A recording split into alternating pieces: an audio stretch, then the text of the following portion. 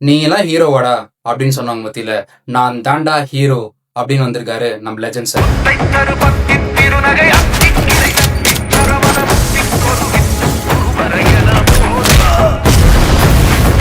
என்னடா லெஜண்ட் சார்னு ரொம்ப முட்டு கொடுக்குற மாதிரி இருக்கா? இல்ல, அப்படி பண்ணல. ரொம்ப சீரியஸா இருந்திருக்காரு அவரோட பேஷன்ல. இன்னைக்கு லீடர் படம் ரிலீஸ் ஆயிருக்கு. படம் பார்த்தாச்சு, ரிவ்யூ பார்க்கலாமா? வாங்க. படத்தோட ஒன்லைன் பார்த்தா, சாதாரணமா தூத்துக்குடியில ஒரு வேலை செய்யற ஒரு மெக்கானிக்கு செல்லமான ஒரு பொண்ணு. இவங்களுக்கு நடுவுல இருக்கிற பாசம் யாரையுமே கண்டுக்காத ஒரு கண்மூடித்தனமான பாசம். இதுக்கு நடுவுல இன்டர்நேஷனலான ஒரு கேங்கு உள்ள வந்தா என்ன ஆகும்? இதுக்கப்புறம் ஹீரோ தன்னோட ஐடென்டிட்டி என்னன்றத ஒரிஜினலா காட்டுறாரு. அவங்களோட கேங்கு எந்தெந்த மாதிரி சின்ன பின்னமாகுது, கடைசியில இவங்களோட பாசம் எந்த மாதிரி முடிவுக்கு வருது அப்படின்றதுதான் இந்த படத்தோட சின்ன ஒரு கதை சுருக்கம். ஒன்லைன் கேட்ட உடனே படத்தோட டெம்ப்ளேட் யூஸ்வலா தெரியலாம், ஆனா இது அப்படி இல்லை. ஸ்டார்டிங்ல டெம்ப்ளேட் நார்மலா ஸ்டார்ட் ஆனாலும் போக போக நான் லீனியர் பேட்டர்ன்ல விளையாடி இருக்கார் டைரக்டர் துரை செந்தில்குமார். இந்த மாதிரி கமர்ஷியல் படத்துல இன்டென்ஸான ஒரு ஓப்பனிங் கொடுப்பாங்க. அதே பேட்டர்ன் லீடர்ல நல்லா ஒர்க் ஆயிருக்கு. அந்த ஓப்பனிங் கரெக்டான ஒரு கியூரியாசிட்டியை கொடுத்துட்டு அதுக்கப்புறம் ரொம்ப காமா படம் ஸ்டார்ட் ஆகுது. அப்பாவும் பொண்ணும் பண்ற சின்ன சின்ன சேட்டை, அதுக்கு நடுவில் இருக்கிற ஒரு குட்டி குட்டி எமோஷன், அதுக்கப்புறம் பக்கத்து வீட்டுல இருக்கிறவங்களோட தொல்லை, இந்த மாதிரி சின்ன சின்ன காமெடி எந்த அளவுக்கு ஒர்க் ஆயிருக்கு அப்படின்னா ஓரளவுக்கு நல்லா இருக்குன்னே சொல்லலாம். பட் ட்ரெய்லர்ல நான் ரொம்ப ஆக்ஷன் எக்ஸ்பெக்ட் பண்ணி போனேன். எப்படா வரும்னு வெயிட் பண்ணிட்டே இருந்தேன். ஆக்ஷன் பிளாக் வந்ததுக்கு அப்புறம் படம் டேக் ஆஃப் ஆயிடுச்சு. இந்த மாதிரி படம் சாதாரணமா ஒரு ஜோன்ல போயிட்டு இருக்கு.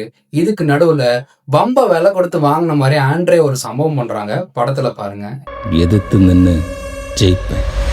இந்த ஒரு டேர்னிங் பாயிண்ட்க்கு அப்புறம் படம் ஃபுல்லா பிளாஸ்ட். என்னடா படத்தை ரொம்ப புகழ்ற, நெகட்டிவே இல்லையா அப்படின்னு கேக்குறீங்களா? கொஞ்சம் அப்புறம் சொல்றேன். முக்கியமா நிறைய விஷயம் இருக்கு, அதை நான் ஸ்பாயிலர் பண்ணல. படம் போக போக சில விஷயங்கள் நாமளே யோசிப்போம். எதுக்கு இதெல்லாம் பண்றாங்க, என்னடா இது அப்படின்னு நம்ம யோசிப்போம். ஆனா அதுக்கு எல்லாமே அடுத்தடுத்து கரெக்டான ட்விஸ்ட் பேட்டர்ன்ல சரியான ஆன்சரை வச்சிருக்காங்க. நீங்க எது வரைக்கும் சொல்ல சொன்னீங்களோ அதை மட்டும் தான் சொல்லியிருக்கேன். சோ படம் போர் அடிச்சுச்சா இல்லையா அப்படின்னா கிடையாதுங்க. நான் ஃபர்ஸ்ட் நல்லா சாஞ்சு உட்காந்து பார்த்துட்டு இருந்தேன். அதுக்கப்புறம் ஒரு 30 நிமிஷம் கழிச்சு நேரம் உட்கார ஆரம்பிச்சிட்டேன். அப்புறம் அப்படியே தான் பார்த்துட்டு இருந்தேன். இன்டர்வல் வரைக்கும் சரியான பிளாஸ்ட். அதுக்கப்புறமா கொஞ்சம் அப்படியே ஸ்லோவா லைட்டா சாஞ்சேன். அதுக்கப்புறம் நேராக வந்து உட்காந்து பயங்கரமாக பார்க்க ஆரம்பிச்சிட்டேன். விச் மீன்ஸ் நம்ம ஒரு கதை சுருக்கம், கதையோட ஃப்ளாஷ்பேக், அப்புறம் கதையோட ஸ்லோ பேட்டர்னில் மட்டும் நம்ம கொஞ்சம் ரிலாக்ஸ் ஆக வேண்டியது இருக்குது. மற்றபடி 70% வந்து ஃபுல்லாக ஆக்ஷன் தான். ஸோ வந்து நம்ம அதில் வந்து பிரேக் எடுக்க சான்ஸ் இல்லை, போர் அடிக்க வாய்ப்பே இல்லை. ஸோ டெக்னிக்கலாக பார்த்தா சினிமாட்டோகிராஃபி ரொம்ப ரொம்ப ஸ்ட்ராங்காக இருக்குது. ப்ளஸ் ரொம்ப ரொம்ப ஸ்ட்ராங்காக இருக்கிறது படத்தோட stunt. So stunt director Mahesh Mathew அப்படின்னு ஒருத்தர் பண்ணியிருக்காரு. அவரோட இன்ஸ்டா ப்ரொஃபைல் பார்த்தேன், ஒரு யங் டேலண்ட்னு நினைக்கிறேன். பயங்கரமா பண்ணிட்டு இருக்காரு. காந்தாரா சாப்டர் 1ல இருந்து கருணன் வரைக்கும் அவர் தான் பண்ணியிருக்காரு போல. ஸோ லீடருக்கு எந்த விதமான குவாலிட்டியில ஸ்டண்ட் இருக்கும்னு நீங்க யோசிச்சுக்கோங்க. சினிமாட்டோகிராஃபர் வந்து டிக் டிக் டிக் கொடி இந்த மாதிரி படங்களுக்கெல்லாம் பண்ணுவாரு. ஸோ நல்ல பயங்கரமான ஒரு ராவான சினிமாட்டோகிராஃபி லீடர்ல கொடுத்திருக்காரு. இன்னொரு ஸ்ட்ராங்கான டெக்னிக்கல் சப்போர்ட்னா படத்தோட எடிட்டர் பிரதீப் இ ராகவ். இவர் லவ் டுடேல இருந்து LIKல இருந்து இப்ப ஜனநாயகன் வரைக்கும் இவர் தான் எடிட்டர். ஸோ படத்தோட எடிட்டிங் எந்த பேசிங்ல இருக்கும்னு யோசிச்சு பாருங்க. Art director Durairaj.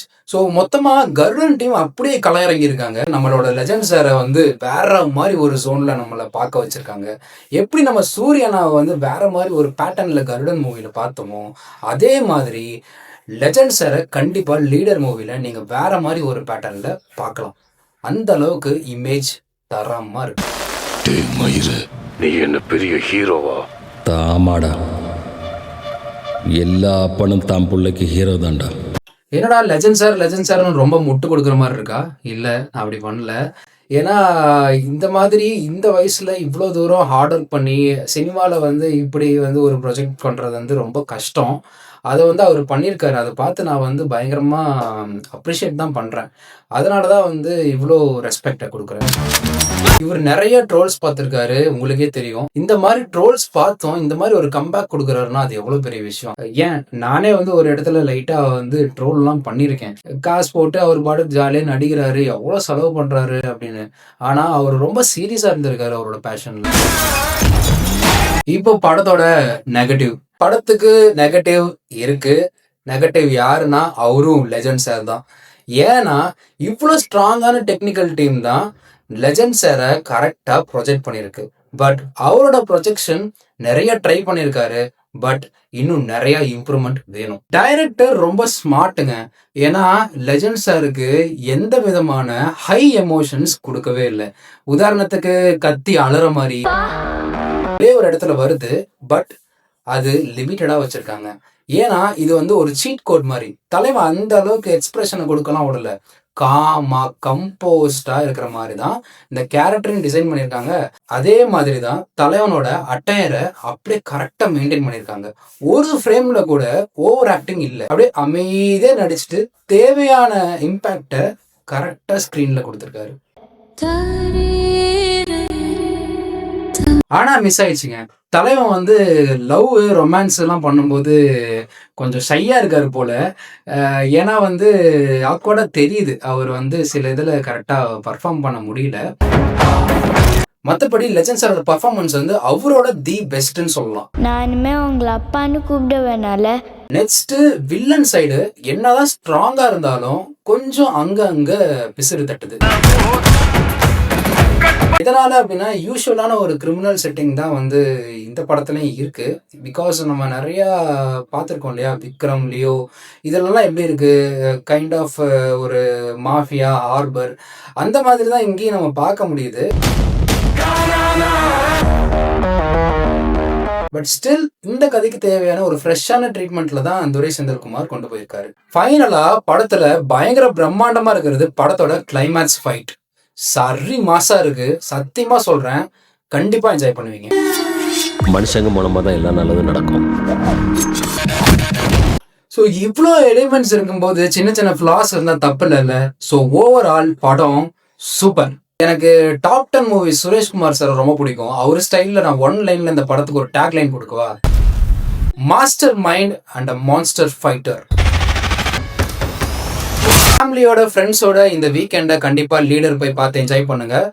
கண்டிப்பா உங்களுக்கு சாட்டிஸ்ஃபேக்ஷன் இருக்கும். Signing off Sasikanth. Thank you so much. கண்டிப்பா வந்து இன்னும் அடுத்தடுத்த மூவிஸ், அப்புறம் சின்ன சின்ன ஸ்டோரிஸ், இந்த மாதிரி நிறைய இந்த சேனல்ல நீங்க பார்க்கலாம். இதை நான் ஒரு ஃப்ரெஷ் ட்ரையா பண்ணியிருக்கேன்.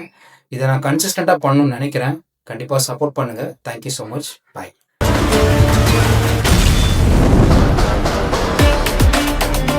I like this flavor pa.